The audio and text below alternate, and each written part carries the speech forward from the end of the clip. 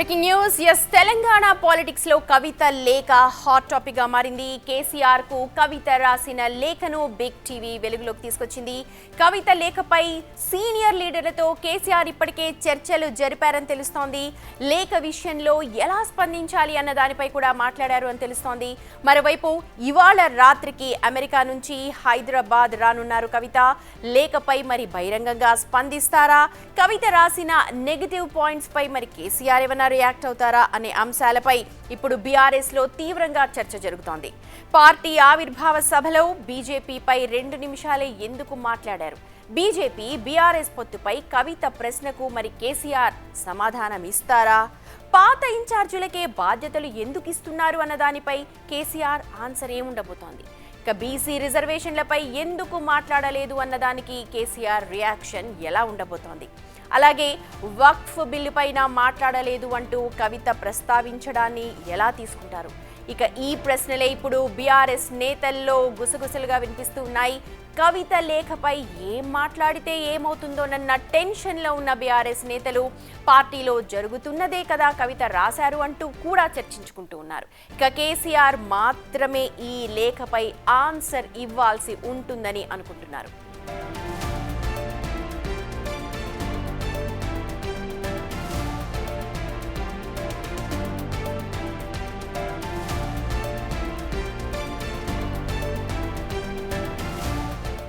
కవిత రాసిన ఈ లెటర్ ప్రస్తుతం చర్చనీయాంశంగా మారింది. ఇదే అంశం మీద అనాలిసిస్ చేయడానికి మా ఇన్పుట్ ఎడిటర్ పవన్ లైవ్ లో జాయిన్ అవుతున్నారు, సిద్ధంగా ఉన్నారు. పవన్, నిన్నటి నుంచి కూడా పెద్ద చర్చ జరుగుతోంది. పార్టీలో అంతర్గతంగా ఉన్న సమస్యల్ని ప్రస్తావించారు. అలాగే జనరల్ పబ్లిక్ అనుకుంటున్న విషయాలను కూడా కవిత చాలా డీటెయిల్డ్ గా లెటర్ లో పొందుపరిచారు. ప్రస్తుతం ఎలాంటి చర్చ బీఆర్ఎస్ లో జరుగుతోంది? ఎలా ఉంది ఓవరాల్ అనాలిసిస్ చెప్పండి. బీఆర్ఎస్లో అయితే కవిత రాసిన లెటర్ పెను దుమారమే రేపింది. వాస్తవానికి చాలా రోజులుగా బీఆర్ఎస్ నేతలు ఆ ఉక్కపోతను భరిస్తూ ఉన్నారు. అక్కడ 3 స్తంభాల ఆట నడుస్తుంది. ఒక పక్క కేటీఆర్ వర్గం, ఒక పక్క మరోపక్క హరీష్ రావు వర్గం, ఇటు కవిత తాను సొంతంగా తయారు చేసుకుంటున్న వర్గం. ఈ ముగ్గురు పోటాపోటీగా ఆధిపత్య పోరు కోసం ప్రయత్నిస్తున్నారనేది అటు బీఆర్ఎస్ భవన్లో బహిరంగ రహస్యం.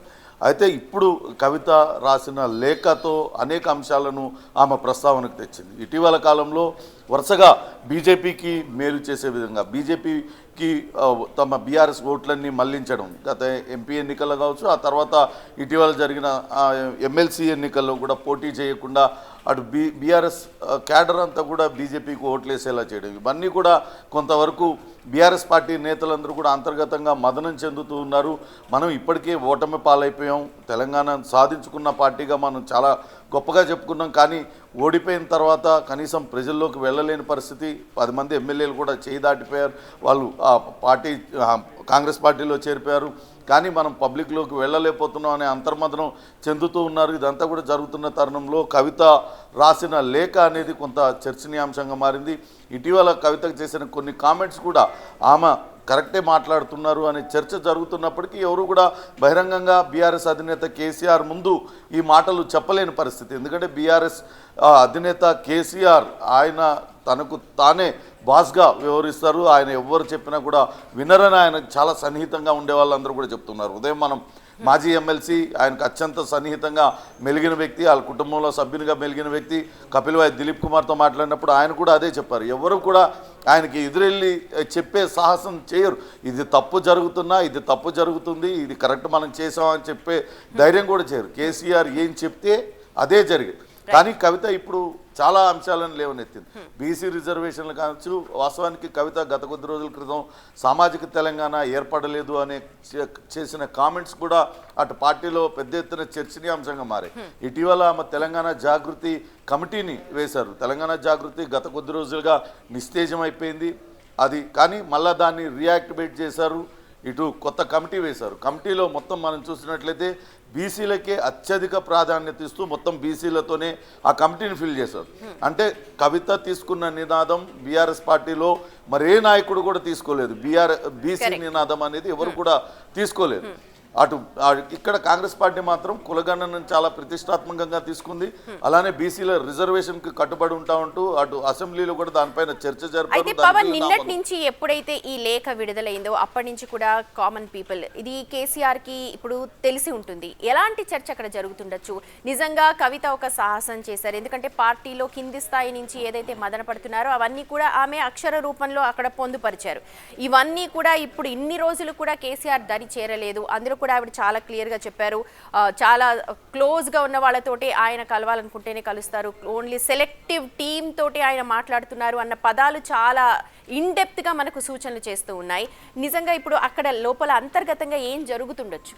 అసలు కవిత రాసిన లేఖ ఎలా బయటకు వెళ్ళింది అనే దానిపైన ప్రధానంగా చర్చ జరిగింది. అసలు కవిత రాసిన లెటర్ బిగ్ టీవీ చేతికి ఎలా చిక్కింది, అది బయటికి ఎలా పోయింది, కవిత రాసింది నేరుగా ఫామ్ హౌస్కి వచ్చింది, ఫామ్ హౌస్ నుంచి ఈ లేఖ ఎలా లీక్ అయింది అనేది పెద్ద చర్చనీయాంశంగా మారింది. దానిపైనే నిన్నంతా కూడా కేటీఆర్ అందుబాటులో ఉన్న సీనియర్ లీడర్లు అందరితో కూడా ఆయన మాట్లాడారు.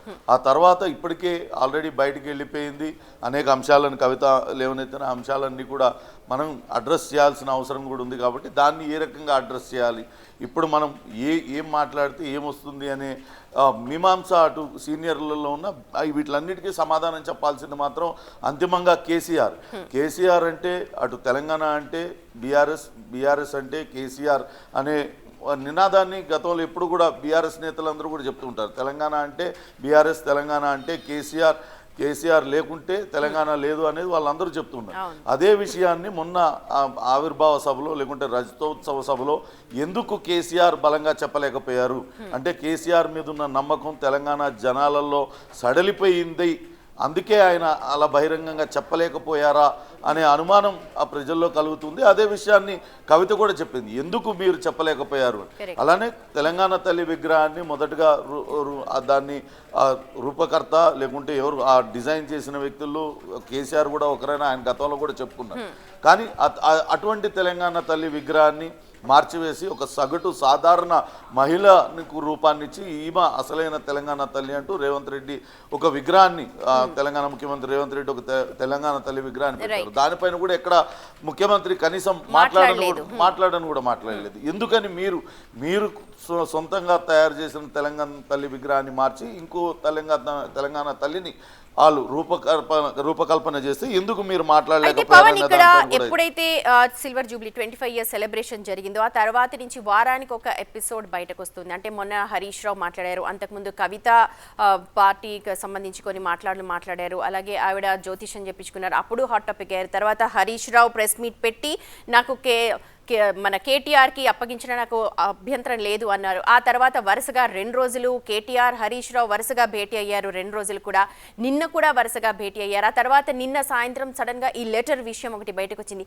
ఓవరాల్గా ఎలా చూడాలి అంటే 2 ఏళ్ల పాటు ఫామ్ హౌస్కి పరిమితమైన ఇప్పుడు బీఆర్ఎస్ పార్టీ మళ్ళీ పుంజుకోవడానికి ట్రై చేస్తుంది అనుకోవాలా? ఎలాంటి విశ్లేషణ? ఖచ్చితంగా వీళ్ళ మధ్య అయితే ఒకరిపైన ఒకరు ఆధిపత్యం సాధించడానికి తీవ్రమైన పోరు జరుగుతుందనేది అది బహిరంగ రహస్యం.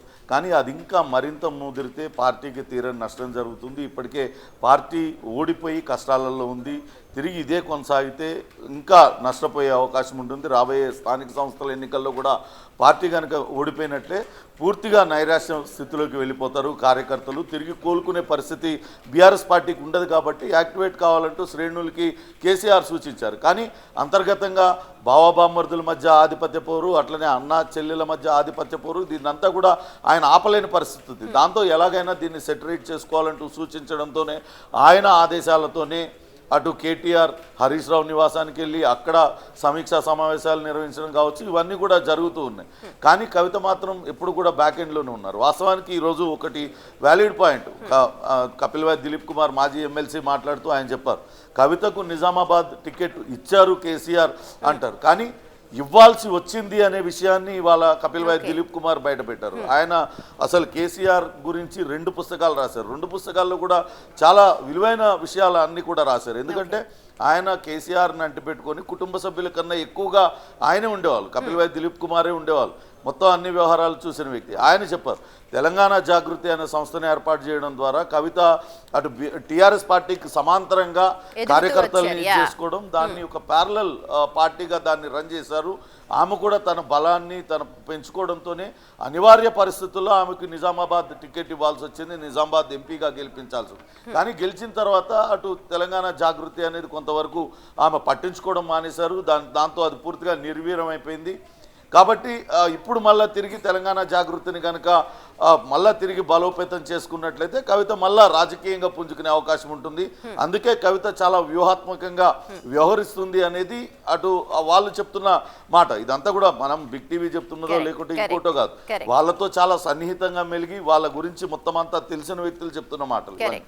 అయితే ఇప్పుడు అటు కవిత సంధించిన ప్రశ్నలకన్నిటికీ కూడా జవాబు చెప్పాల్సింది కేసీఆరే.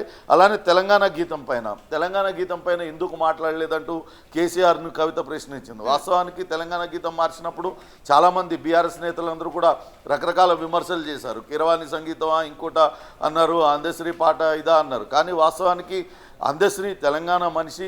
ఆయన రాసిన జై జై హే తెలంగాణ అనేది ఉద్యమ సమయంలో అనేక మంది అనేక సందర్భాల్లో పాడారు. దాన్ని అటు రాష్ట్ర గీతంగా చేసుకోవడంతో ఒక దళిత కవిని మనం ఆదరించినట్లవుతుంది, గౌరవించుకున్నట్లవుతుంది అన్న ఉద్దేశంతో దాన్ని చేశారు. కానీ దీనిపైన కూడా ఎక్కడ కూడా కేటీఆర్ మాట్లాడలేదు. ఇంకోటి ముఖ్యంగా కవితకు మొదటి నుంచి కూడా లిక్కర్ కేసులో అరెస్ట్ అయినప్పటి నుంచి అప్పుడు కేంద్రంలో అధికారంలో ఉన్న బీజేపీ పార్టీయే కావాలని కుట్ర చేసి తనను ఇరికించింది. బీజేపీ వల్లనే తాను ఒక 4 నెలల పాటు జైల్లో ఉన్నాను అనే భావన బాగా ఉంది. కానీ అటువంటి బీజేపీ పైన ఎప్పుడు కూడా మాట్లాడలేదు. అది కాకుండా కవిత అంటే కేసీఆర్ కుమార్తె. పార్టీ సుప్రీం కేసీఆర్, తర్వాత కేటీఆర్ అనుకోండి, హరీష్ రావు అనుకోండి, కవిత, వీళ్ళు చాలా ఇంపార్టెంట్ వ్యక్తులు.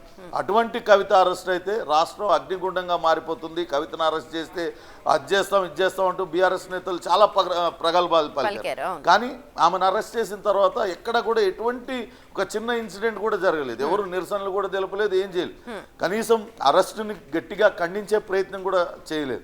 అటు కేటీఆర్ పాపం ఆయన అంతా తిరిగారు, చెల్లెను అటు లీగల్ ఫైట్. చాలా సందర్భాల్లో కేసీఆర్ కి సంబంధించి కూడా మాటలు వచ్చాయి, ఎక్కడా కనిపించలేదు, వెళ్ళి పరామర్శించలేదు, మాట్లాడలేదు అని చెప్పి కూడా చాలా కథలుగా వచ్చాయి. కేటీఆర్, హరీష్ రావు వీళ్ళందరూ తిరిగారు, ఆమెను న్యాయపరమైన బ్యాటిల్ చేశారు, ఆమెకు బెయిల్ వచ్చేలా చేశారు, ఇవన్నీ చేశారు. కానీ కేసీఆర్ ఎక్కడా కూడా ఒక్కరోజు కూడా కవిత గురించి మాట్లాడలేదు. ఏదో ఒక సందర్భంలో మాత్రం కడిగిన ముత్యంలా వస్తుంది, బీజేపీ కావాలని అరెస్ట్ చేసింది అనే మాట అన్నారు తప్పితే ఎక్కడ కూడా బీజేపీ మీద విమర్శలు చేయడం లేదు. కానీ ఎన్నికల కన్నా ముందు బీజేపీ మీద విపరీతంగా విమర్శలు చేశారు. అసలు దేశవ్యాప్తంగా కూడా తెలంగాణ రోల్ మోడల్ని అమలు చేయాలని భావిస్తున్నారు. హర్యానా, పంజాబ్ లాంటి దేశాలన్నీ కూడా రాష్ట్రాలన్నీ కూడా పంజాబ్ వైపు, మన తెలంగాణ వైపు చూస్తున్నాయి. తెలంగాణలో అమలు చేస్తున్న సంక్షేమ పథకాలన్నీ కూడా ఆయా రాష్ట్రాలు అమలు చేయడానికి ప్రయత్నిస్తున్నారు. కాబట్టి నేనే నెక్స్ట్ బీఆర్ఎస్ పార్టీగా స్థాపించి జాతీయ స్థాయిలో చక్రం తిప్పుతానన్నారు. అప్పుడంతా మాట్లాడిన వాళ్ళు కనీసం ఎన్నికల తర్వాత ఒక్కసారి కూడా మాట్లాడుతున్న పరిస్థితి లేదు. ఎందుకు మాట్లాడడం లేదు అంటే కాళేశ్వరం కమిషన్ కావచ్చు, విద్యుత్ కొనుగోళ్ల కుంభకోణానికి సంబంధించి ఇవన్నీ కూడా కమిషన్లు దర్యాప్తు జరుగుతున్నాయి. అలానే బీజేపీ అక్కడ కేంద్రంలో ఉంది, ఏమన్నా ఇబ్బంది అయితే బీజేపీతో ఇబ్బంది అవుతుందన్న ఉద్దేశంతో ఆయన మాట్లాడలేదా అంటే నన్ను 4 నెలలు జైల్లో పెట్టినప్పటికీ ఆ బీజేపీ మీద ఎటువంటి విమర్శలు చేయకపోవడం అది కార్యకర్తల్లోకి ఒక మెసేజ్ పోతుంది. బీజేపీని ఎందుకు ఏమీ అనడం లేదంటే భవిష్యత్తులో బీజేపీతో కలిసి పని చేయాల్సి వస్తుందేమో అన్న ఆలోచన కార్యకర్తల్లో వస్తుంది. ఇప్పుడు వాస్తవానికి తెలంగాణలో అదే జరుగుతుంది. ఇందాక అటు మెదక్ ఎంపీ రఘునందన్ రావు మాట్లాడుతూ అన్నారు, కవిత చెప్పినా చెప్పకపోయినా బీజేపీ బలపడుతుంది అన్నారు. వాస్తవానికి గత ఎన్నికల్లో బీజేపీ బలం ఎంత, ఈ ఎన్నికల్లో బీజేపీ ఎలా గెలిచింది? అసెంబ్లీ ఎన్నికలకు అటు పార్లమెంట్ ఎన్నికలకు ఎక్కువ సమయం కూడా లేదు, కేవలం 3-4 నెలల ఇదిలోనే జరిగింది. అప్పుడు ఓటింగ్ శాతం ఎంత, ఇప్పుడు ఓటింగ్ శాతం ఎంత? ఎందుకు ఓటింగ్ శాతం పెరిగింది అంటే బీఆర్ఎస్కి సంబంధించిన ఓట్లన్నీ కూడా అటు వెళ్ళడం వల్లనే అటు ఓటింగ్ శాతం పెరిగింది అనేది అందరూ కూడా చెప్తూ ఉన్నారు. అది బీజేపీ కూడా కొన్ని సందర్భాల్లో అంగీకరించింది. ఇవన్నీ కూడా ఆమె లేవనెత్తుతుంది. బీజేపీకి ప్రత్యామ్నాయం అవుతుందేమోనని కేడర్ అనుకుంటున్నారు. దీనికి ఆన్సర్ ఏంటంటే ఆన్సర్ చెప్పాల్సింది ఖచ్చితంగా కేసీఆర్. కాకపోతే కేసీఆర్ తీసుకునే కేసీఆర్ వేసే ఎత్తులన్నీ కూడా ఎవరు ఊహించినటువంటి ఉంటాయి. ఆయన చాలా స్ట్రాటజికల్ గా వ్యవహరిస్తారని ఆయన దగ్గర నుంచి ఇప్పుడు ఇవాళ రేపట్లో కవిత యుఎస్ నుంచి వస్తారు.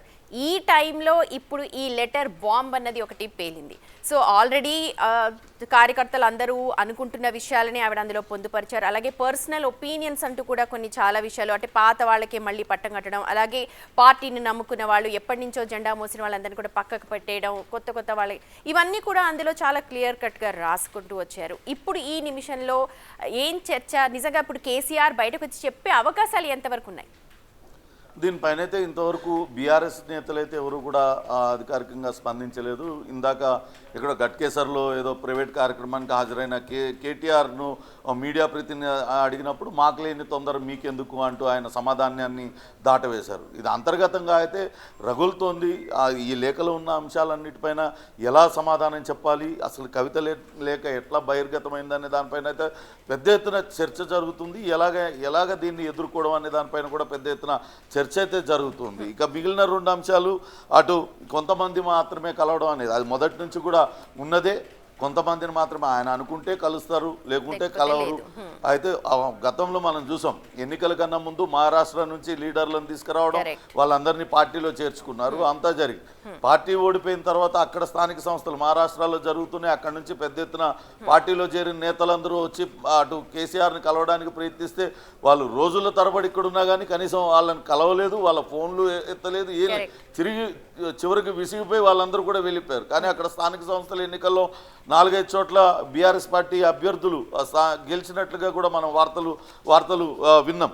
కాబట్టి కేసీఆర్ వ్యవహార శైలి అలా ఉంటుంది, అది మార్చుకోమంటూ కూడా ఆమె సలహా ఇవ్వడం జరిగింది. ఇవన్నీ కూడా అయితే ఇంకోటి పాత ఇన్ఛార్జీలకే ఇచ్చే విషయంలో ఇంకోటి కీలకమైన విషయం, రాబోయే రోజుల్లో స్థానిక సంస్థల ఎన్నికల్లో సర్పంచులుగా పోటీ చేసే వాళ్ళందరికీ కూడా కేవలం పార్టీలు మద్దతు తెలుపుతాయి, కానీ ఎక్కడ కూడా పార్టీ సింబల్ మీద వాళ్ళు ఎవరు కూడా పోటీ చేయరు. ఇటువంటి పార్టీ సింబల్స్ లేకుండా పోటీ చేసే అభ్యర్థుల్లో చాలా చోట్ల తెలంగాణ జాగృతి తరపున అభ్యర్థుల్ని రంగంలోకి కవిత దించబోతుంది అనేది ఇప్పుడు పెద్ద ఎత్తున చర్చ జరుగుతుంది. తెలంగాణ అందుకోసమే ఆమె ఈ సమయంలోనే ఆమె ఈ లేఖ రాయడం, ఇవన్నీ వాళ్ళ దృష్టికి తీసుకురావడం, ఆమె పొలిటికల్ ఇన్స్పిరేషన్, ఆమె ఆస్పిరేషన్స్ అన్నింటినీ బయట పెట్టుకుంటున్నారు. ఆమెను పొలిటికల్గా అనగదొక్కాలని కేటీఆర్ కావచ్చు ఇతరులు ప్రయత్నిస్తున్నప్పుడు వాళ్ళ గట్టిగా సమాధానం చెప్పడానికే ఇవన్నీ కూడా లేఖ రాశారనేది అటు ఆ పొలిటికల్ ఎనలిస్టులు చెప్తూ ఉన్నారు. మనతో మాట్లాడిన కపిల్ భాయ్, దిలీప్ కుమార్ కావచ్చు, లేకుంటే ఇతర నేతలు, కాంగ్రెస్ నేతలు కావచ్చు, బీజేపీ నేతలు అందరూ మాట్లాడుతూ ఉన్నారు. అవన్నీ కూడా వాళ్ళందరూ కూడా అదే చెప్తున్నారు. ఇంట్లో ఆమె సపరేషన్కి గురవుతుంది కాబట్టి ఆమె తిరిగి ఫైట్ బ్యాక్ చేస్తుంది. ఆమె ఖచ్చితంగా ఆమె బౌన్స్ బ్యాక్ అయ్యి ఈ రాజకీయాలలో తనదైన ముద్ర చూపించాలనుకుంటుంది అనేది వాళ్ళు చెప్తున్నమాట. ఓకే, ఇప్పుడు ఈ క్షణంలో ఇప్పుడు ఏదైతే లెటర్ బయటపడిందో, ఇప్పుడు ఇవన్నీ కూడా ప్రక్షాళన, పార్టీ ఓడిపోయినప్పటి నుంచి అధినాయకుడు ప్రక్షాళన చేసుకుని ఉండకపోవచ్చా? ఇప్పుడు మొన్న జరిగిన సభ తర్వాత నుంచి కొన్ని అప్గ్రేడ్స్ మనకు కనిపిస్తున్నాయి. ఇవన్నీ కూడా కేసీఆర్ పట్టి, ఎందుకంటే ఆయన చతురత ముందు కావచ్చు, వీళ్ళందరూ కూడా చాలా చిన్నవాళ్ళు, అండ్ ఆయన ఆలోచన మేధావి, అవన్నీ కూడా మనకు తెలుసు. అవన్నీ కూడా బేరీజ్ వేసుకోలేదనుకుంటారా? అయితే వాస్తవానికి కేసీఆర్ గతంలో కూడా ఒక మాట అన్నారు, ఎన్నికల కన్నా ముందే, ఓడిస్తే నేను పోయి ఫామ్ హౌస్లో కూర్చుంటా అని చెప్పారు. అదే పని ఆయన చేస్తున్నారు. ఆయనకు ఒకటే ఏంటంటే తెలంగాణ ప్రజలకు మరో దిక్కు లేదు, ఖచ్చితంగా బీఆర్ఎస్ పార్టీకే ఓట్లు వేయాలా, లేకుంటే వాళ్ళకి వేరే ఆల్టర్నేటివ్ లేదు అనే ఒక ధోరణి ఆయనలో ఉండిపోయింది. తెలంగాణకు మేమే తెలంగాణ సాధించిన పార్టీగా తెలంగాణ పైన పూర్తి అధికారం మాకే ఉంది, హక్కు మాకే ఉంది, తెలంగాణ ప్రజలందరూ తప్పకుండా మాకే ఓట్లేయాలనే ఒక ధోరణిలో ఆయన ఉన్నారనేది చాలామంది విమర్శకులు కావచ్చు, రాజకీయ విశ్లేషకులు అందరూ కూడా చెప్తూ ఉన్నారు. ఇప్పుడు ఆయన వ్యవహార శైలి కూడా అట్లానే ఉన్నది. ఆయన ఓడిపోయిన తర్వాత కూడా ఆయన ఫామ్ హౌస్కే పరిమితం అయిపోయారు. కేవలం 2 సందర్భాల్లో మాత్రమే బయటకు వచ్చారు. ఒకటి ఎంపీ ఎలక్షన్లో ఒక సభలో పాల్గొన్నారు, మొన్న రజతోత్సవ సభలో పాల్గొన్నారు. మధ్యలో నియోజకవర్గాల వారీగా భేటీలు నిర్వహించారు, అక్కడ సమీక్షా సమావేశాలు నిర్వహించారు. ఇది చేయాలి, నేను ఇకపై రెగ్యులర్గా భవన్లో అందరికీ అందుబాటులో ఉంటా, పార్టీని ఏ రకంగా ముందుకు తీసుకెళ్లాలో దిశానిర్దేశం చేస్తానని చెప్పారు. కానీ ఆయన ఎక్కడ కూడా కార్యరూపం దాల్చలేదు. మరొకటి, ఈ రజతోత్సవ సభ కన్నా ముందు హరీష్ రావుకి పూర్తి బాధ్యతలు అప్పచెప్తున్న హరీష్ రావుతోని క్షేత్రస్థాయిలో గ్రామ స్థాయి నుంచి కమిటీలు వేయాలి, ఈ మొత్తం సభకంతా చూడాలా అని చాలా చెప్పారు. కానీ తిరిగి చూస్తే అది కేవలం వన్ మ్యాన్ షోలానే మారిపోయింది. కేవలం కేటీఆర్ మాత్రమే అక్కడ కనిపించారు. ఆయనే సభ ఏర్పాట్లను పర్యవేక్షించారు, జన సమీకరణ అంతా చేయాలంటూ ఆయన చేశారు. కానీ ఎక్కడ కూడా అది జరగలేదు. అంటే ఇదంతా కూడా లోపల జరుగుతుంది. కేటీఆర్ తీవ్రమైన ఒత్తిడి కేసీఆర్ మీద తీసుకొస్తున్నాడు. గతంలోనే ఆయన అధికారంలో బీఆర్ఎస్ అధికారంలో ఉన్నప్పుడే ఇంకా కేటీఆర్ని ముఖ్యమంత్రి పీఠం పైన కూర్చోబెట్టి ఆయన కేంద్ర రాజకీయాలపైన దృష్టి పెడతారనే చర్చ కూడా జరిగింది. ఇదంతా కూడా ఇందాక ఒక నాయకుడు మనతో మాట్లాడారు, అటు అద్దంకి దయాకర్ ఎమ్మెల్సీ, ఆయన కూడా చెప్తున్నారు తన అస్తిత్వాన్ని కోల్పోతుంది కాబట్టి ఇప్పుడు కవిత ఈ లేఖ రాసింది, తన రాజకీయ అస్తిత్వం కోసం ఆమె పోరాడుతుంది, తనకు కూడా ఈ రాజకీయ అధికారంలో వాటా కావాలి, ఆస్తిలో కూడా వాటా కావాలనే ఒక పోరాటం ఆమె చేస్తుంది తప్పితే దీనికి కాంగ్రెస్ పార్టీకి ఏం సంబంధం లేదనే మాటలు వాళ్ళు కూడా చెప్తూ ఉన్నారు. బీజేపీ కూడా అదే చెప్తూ ఉన్నది. వాళ్ళు కవిత ఎందుకు లేఖ రాయాల్సి వచ్చింది? ఒక కూతురు తండ్రిని ఎప్పుడైనా కలవచ్చు, కానీ ఆమె కలవకుండా లేఖ రూపంలో రాయాల్సి వచ్చింది అంటే కేసీఆర్ ఆమెను దగ్గరికి రాణిస్తలేడా అనే అనుమానాన్ని కూడా వాళ్ళు రేజ్ చేశారు. ఇవన్నీ కూడా జరుగుతున్నాయి.